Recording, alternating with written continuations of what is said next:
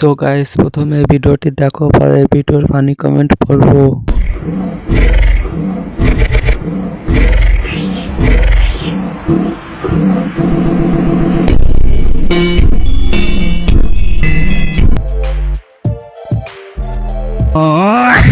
ভালো জাতের গাভী প্রতিদিন 20 লিটার করে দুধ দিবে। বিশাল বড় সুড়ঙ্গ, এর ভিতর দিয়ে টাইটানিক জাহাজও ঢুকবো। উপরে গোল গোল, নিচে কর্ণফুলী টানেল। এরকম একটা মাল পেলে সন্দেশের ব্যবসা করতাম। আফ্রিকায় পাঠাতে হবে, সেখানে ভরপুর পুষ্টি পাবে। ঠিক বলেছো। মনে হয় ভাবি আমাদের ডিনারের দাওয়াত দিতাছে। একে যদি পেতাম তাহলে নাবিতে মিষ্টি রেখে খেতাম। মন্ডা চাইতাছে তারে কুত্তা দিয়ে শিবা দেওয়া হইতে। 12 ভাত ছাড়ে থাকার পরও যে নারী পেট দেখা যায় নিজ্ঞাত 12 বাতারি। এসব দেখতে দেখতে শরীরে মা ক্লান্ত, তাই গিটার বাজিয়ে করি নিজের মন শান্ত।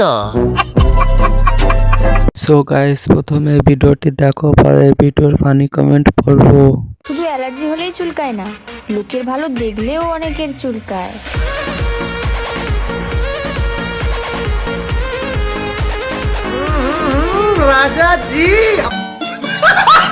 টিনের ঘরে আইফোন 10 মানতে হবে, অনেক মেহনত করেছে মেয়েটা। তাও অনেক মানুষ বলবে দেশের উন্নত হয়নি। ফুলকপি ফেঁপে উঠেছে, চোখ যেন কোথা থেকে সরতে চাচ্ছে। সো গাইস, প্রথমে ভিডিওটি দেখো, পরে ভিডিওর ফানি কমেন্ট পড়বো।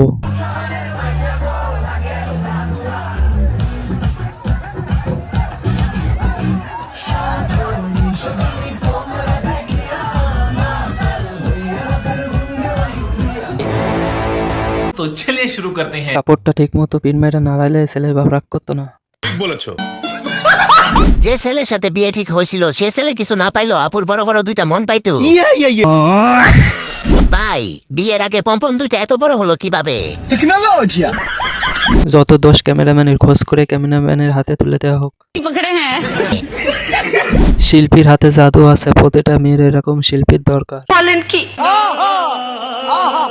সাদ মামার দা একটু বেশি লাফালাফি করতেছিল। ডান পাশের দর্শকরা জিতছে রে ভাই।